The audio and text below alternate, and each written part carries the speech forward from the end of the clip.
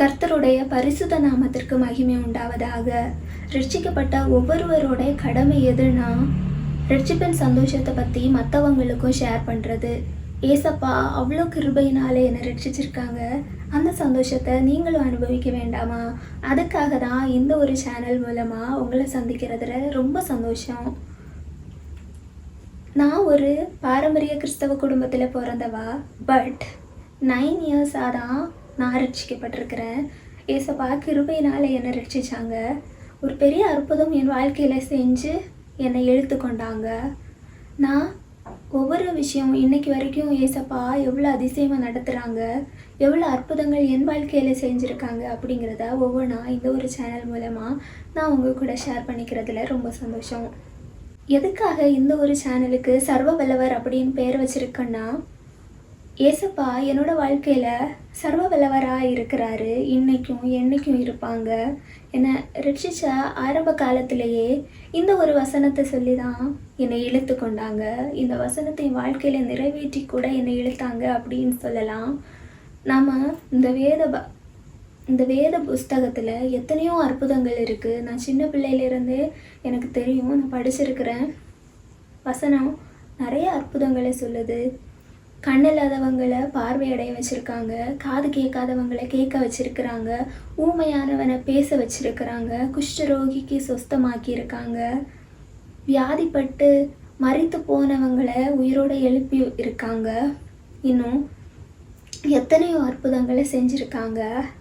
இந்த வசனத்தில் இன்னும் ஒரு ஸ்பெஷல் என்னன்னா, நான் உங்களுக்கு சொல்கிறேன். எசேக்கியல் 37ஆம் அதிகாரம் வசனங்கள் 1 முதல் 10 முடிய இந்த வசனங்களை வாசிக்கும் போது எசேக்கியல் தீர்க்கதரிசியை ஏசப்பா ஒரு பள்ளத்தாக்கின் அருகில் கூட்டிகிட்டு போய் அங்கே நிறைய உலர்ந்த எலும்புகள் இருந்தது. அங்கே இறந்து போய் உலர்ந்து கிடந்த எலும்புகள், அந்த எலும்பு கூடு ஒன்றா சேர்ந்து கூட இருக்கலை, ஒவ்வொரு எலும்பாக தனித்தனியாக இருந்தது. அப்போது ஆவியானவர் எசேக்கியல் அவர்கிட்ட கேட்குறாங்க, எசேக்கியல் தீர்க்கதரிசி கிட்ட கேட்குறாங்க, இந்த எலும்புகள் உயிரடையுமா அப்படின்னு. அதற்கு எசேக்கியல் என்ன சொல்கிறாங்கன்னா, 3வது வசனத்தில், மனுபுத்திரனே, இந்த எலும்புகள் உயிரடையுமா என்று கேட்டார். அதற்கு நான், கர்த்தராகிய ஆண்டவரே, தேவரீர் அதை அறிவீர் என்றேன். ஸோ எசேக்கியல் என்ன சொல்கிறாங்க, உங்களுக்கு தெரியும் அப்படின்னு. அப்பொழுது அவர், நீ இந்த எலும்புகளை குறித்து தீர்க்க தரிசனம் உரைத்து அவைகளை பார்த்து சொல்ல வேண்டியது என்னவென்றால், உலர்ந்த எலும்புகளே, கர்த்தருடைய வார்த்தையை கேளுங்கள். கர்த்தராகிய ஆண்டவர் இந்த எலும்புகளை நோக்கி, இதோ நான் உங்களுக்குள் ஆவியை பிரவேசிக்க பண்ணுவேன், அப்பொழுது உயிரடைவீர்கள் அப்படின்னு. அப்போது இந்த உலர்ந்து கிடந்த எலும்புகள், அதில் கூட அந்த எலும்பு கூடு ஒன்றா இருக்கல, தனித்தனி எலும்புகளாக கிடந்தது. அந்த எலும்பு கூடுகளை உயிரடையுமா அப்படின்னு கேட்டாங்க. ஏசப்பா நினச்சா ஆகாதது ஒன்றுமே கிடையாது அப்படிங்கிறது இந்த ஒரு வேத வசனங்களை வாசிக்கும்போது நமக்கு தெளிவாக விளங்குகிறது. இந்த உலர்ந்து கிடந்த எலும்புகளுக்கு ஏசப்பா சொன்னதும் அந்த எலும்புகள் எல்லாம் ஒன்றோடு ஒன்றாக இணைந்தது. இன்னும் அந்த எலும்புகளுக்கு சதை உருவாக்கப்பட்டது, நரம்புகள் உருவாக்கப்பட்டது, இரத்தம் உருவாக்கப்பட்டது, இன்னும் தோல் உருவாக்கப்பட்டது. ஸோ இந்த உலர்ந்து கிடந்த எலும்புகளுக்கு ஒரு ரூபத்தை தேவன் கொடுத்தார். அந்த தேவன் ரூபத்தை கொடுத்து இந்த எலும்புகளுக்கு ஒரு மனித ரூபத்தை கொடுத்தார். அப்புறமா அந்த எலும்புகள்ல ஆவி இல்லாதிருந்தது. அப்போது ஜீவ சுவாசத்தை ஊதும்போது ஆவி அடைந்தது. ஸோ இங்கே எக்கச்சக்கமான எலும்புகள், உலர்ந்து போய் கிடந்த எலும்புகளுக்கு ஏசப்பா ஜீவன், இரத்தம், மாம்சம், தோல் எல்லாவற்றையும் கொடுத்து, எல்லா ஆர்கன்ஸையும் கொடுத்து, ஜீவனையும் கொடுத்து உயிரடைய வைத்தார்.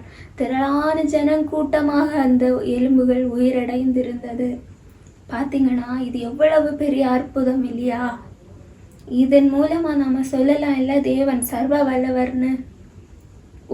ஏசப்பாவால் ஒரு கண்களை மட்டும் திறக்க வைக்க முடியாது, காதை மட்டும் கேட்கறதுக்கு இல்லை ஒரு வியாதியை மட்டும் சுகம் பண்ணி அதுக்கு மட்டும் கிடையாது. இல்லை ஒரு மனுஷனுக்கு உயிர் போச்சா, இல்லை ப்ரேயர் பண்ணி உயிரை வாங்குறது, அது மட்டும் இல்லை. ஏசப்பா நினச்சா உலர்ந்து போய் கிடந்த எலும்புகளை கூட உயிரடைய வைக்க முடியும். ஸோ நம்ம அதுக்கு என்ன பண்ணணும் அப்படின்னா, நாம் விசுவாசம் உள்ளவர்களாக இருக்கணும். ஏசப்பாக்கு பிரியமானதை செய்யணும். நம்ம மேலே நாம் பண்ணுற தப்புகளை உணர்ந்து நம்ம தப்புகளை விட்டு வரணும். நம்ம தவறுகளை உணர்ந்து இனி அந்த தவறை பண்ண மாட்டேன் அப்படின்னு சொல்லி உண்மையாக நீங்கள் கேட்டால் உங்களுக்கு கிடைக்காதது எதுவுமே கிடையாது. ஏசப்பா உங்களுக்கு ஒரு விஷயம் தராங்கன்னா கண்டிப்பாக அவங்க எப்படி பேசுவாங்கன்னா ஒரு வார்த்தையை தருவாங்க உங்கள் லைஃப்பில். ஏசப்பா ஒரு வார்த்தையை தந்தா அவர் வார்த்தை மாறுறதற்கு அவர் மனிதன் அல்ல. சொன்ன வார்த்தையை நிறைவேற்றாமல் இருக்க அவர் மனிதன் அல்ல. அவர் சர்வ வல்லமை உள்ளவர். அவரால் ஆகாதது எதுவுமே இல்லை. அவர் எல்லாவற்றையும் செய்ய வல்லவராயிருக்கிறார். ஸோ உங்கள் வாழ்க்கையில் ஒரு அற்புதம் நடக்கணும் எதிர்பார்த்துருக்கிறீங்கன்னா உங்ககிட்ட இருக்கிற வேண்டாத சில விஷயங்களே விட்டுட்டு ஏசப்பா கிட்ட வந்து மன்றாடுங்க. அவர் சர்வ வல்லமை உள்ளவர். அவரால் ஆகாதது எதுவுமே இல்லை. அவர் நினச்சா ஒரு நொடி பொழுது தான் எல்லாவற்றையும் செய்து முடிக்க அவருக்கு வல்லமை உள்ளவராக இருக்கிறார். ஸோ நீங்கள் செய்ய வேண்டியது ஒரே விஷயந்தான். உங்களுக்கே தெரியும் நம்ம என்ன தப்பு பண்ணுறோம் அப்படிங்கிறது. மேபி நீங்கள் தப்பு பண்ணுறீங்கன்னா இல்லைன்னா நீங்கள் காத்துருங்க. வாக்குத்தத்தத்தை பெற்றுக்கொள்ளுங்க. அவர் சொன்னால் கண்டிப்பாக செய்வாங்க.